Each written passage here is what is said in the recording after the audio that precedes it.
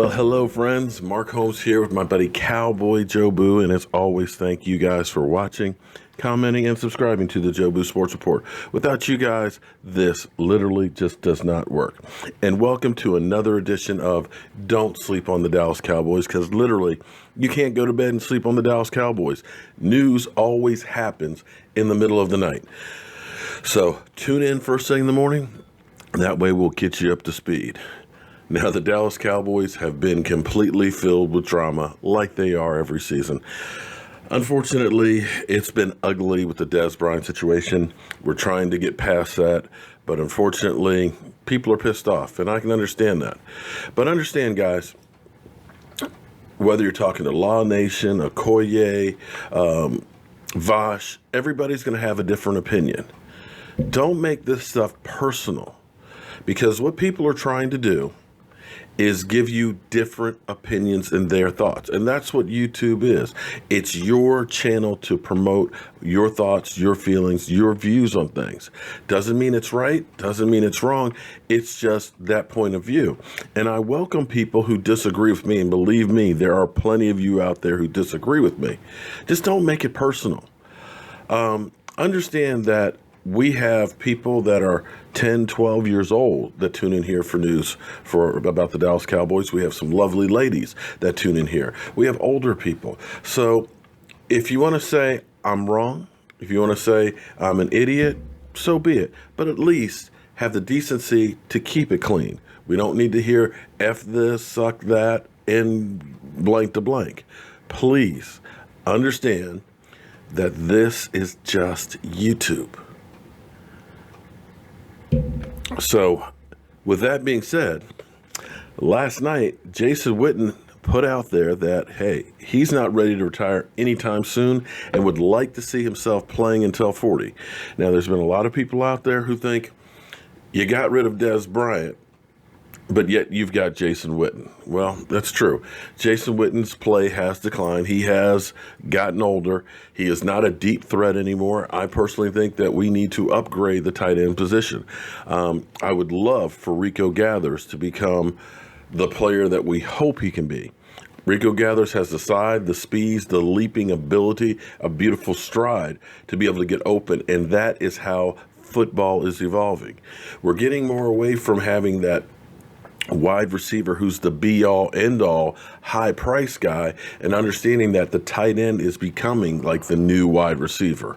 When you look at the Super Bowl teams, both of those teams, New England as well as Philadelphia Eagles, were led by their tight ends, Zach Ertz and Gronk. So that's where the whole Dez Bryant situation goes in. They are changing the value of positions.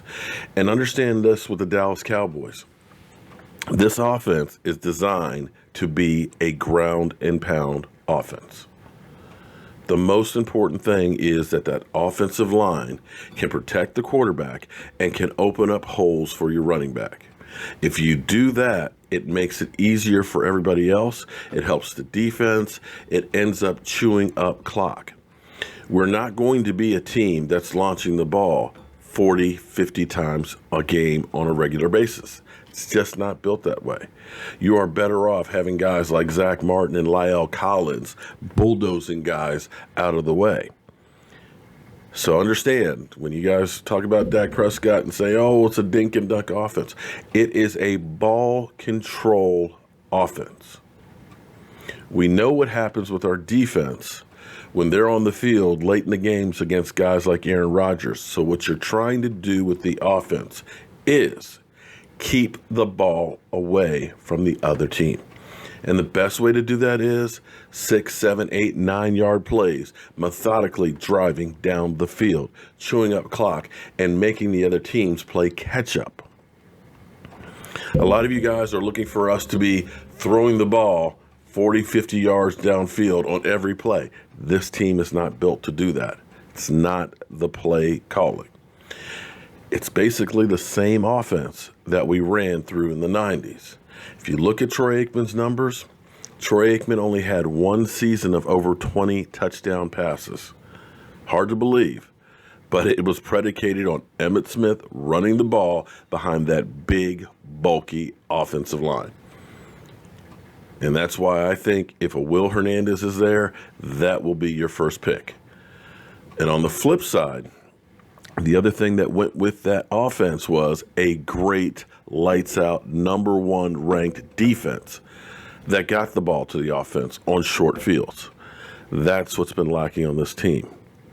So when we start thinking about the defense, we all know now for sure, we've heard that Byron Jones is going to be moving to cornerback. Well, it's definite right now. And everybody seems to be excited about Chris Richard. Jeff Heath was heard saying that, man, love meeting him, love working in him, and these guys are ecstatic. And understand that we have a very young secondary that literally was just wet behind the ears. They're going to be able to take another step up this year. So already we're going to be better than where we were last year. These guys got valuable minutes going down the stretch last year. Hopefully that'll transition into them taking another step at the beginning of the year, because we're going to need the defense to start out real good and strong. And other news, of course, Dak Prescott, one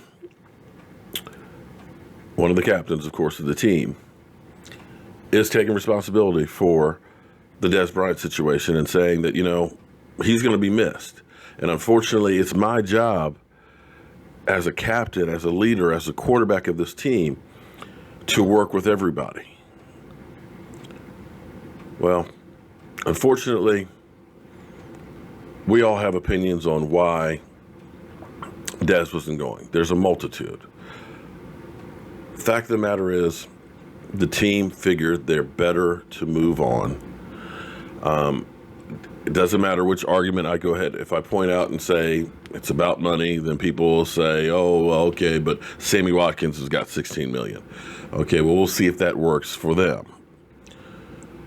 If I say it was about production, I'll say, oh, no, he can run on the field. He can do the routes and everything else. If you say it's about the locker room, then they'll say, no, it's Jason Garrett's guy. Everybody's got a reason why it is. But the fact of the matter is, or the bottom line is, for whatever reason, the Cowboys felt that it was time to move on.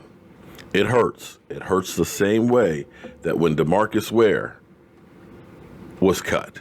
It hurts the same way, and we question DeMarco Murray being cut. It hurts the same way with all of these guys. Doesn't matter if it's today, if it's last year, the year before, or 30 years ago. This stuff hasn't changed any. And in going to the pivotal moments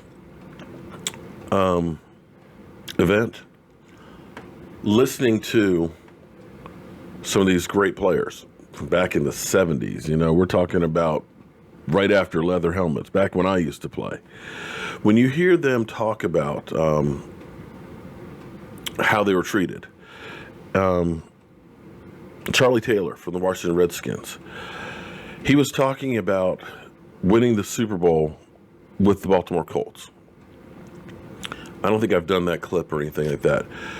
But going into that season, he was like, I want to get a raise. I'm sorely underpaid. I think he said he made $18,000 for the season, and that's back in the day when players actually had to have a job in the off season because football wasn't paying that much. What the team told him is, you do well this season, we'll renegotiate. We'll get you taken care of at the end of the year. They won the Super Bowl against our Dallas Cowboys.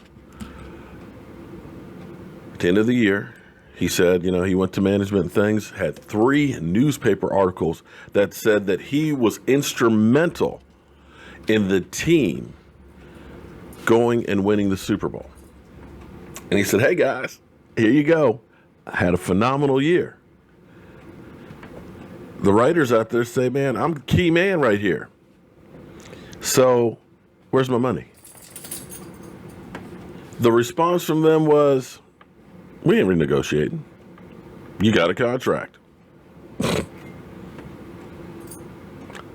Great season, buddy. And it was from that moment on that he realized this truly is a business and that they don't care about you. He ended up leaving and going to the Washington Redskins, and The rest is history. But this stuff that goes on has been going on forever. So understand, it's not personal. It's only business. I'm Mark Holmes. This is Cowboy Jobu, and exactly a week from today, the RV will be pulling into Dallas. Wow. I can't believe it. The draft is a week and 1 day away. They're expecting over 270,000 people to show up there. And we will be there. Mark Holmes, Cowboy Jobu, Michael Anthony Fitness, Vosh, Law Nation, DMV, Dallas Cowboys, E2 Blue, a stinking New York Giant fan, and we're taking him along because we want to have somebody to kick around and throw under the bus. Missing in action, Clarence. Cowboy Nation. And of course, Foots, Cowboys Nation. And we will be live streaming from the draft. I'm Mark Holmes. This is Cowboy Jobu, and I got to get to my day job as well as get stuff together for this trip. Friday, don't forget, we will be doing the drawing for the Dak Prescott jersey. I know there's probably some of you haters out there that are hoping that you can win it so that way you can burn it. But you know what? Be that as it may. We're doing those drawings and stuff from all of our former Dallas Cowboys and current Dallas Cowboys to help raise funds for this channel because we're trying to make something special here. I know a lot of you guys think burn the thing down, whatever, but there are a lot of people who enjoy what we're doing. And we're constantly trying to improve and bring you guys the best news on the Dallas Cowboys. I will see you guys soon. Hello, friends. Cowboy Jobu here with an unsolicited opinion on the Jobu wings. You were saying about the wings? The wings are the best I've ever had. Hands down. Awesome.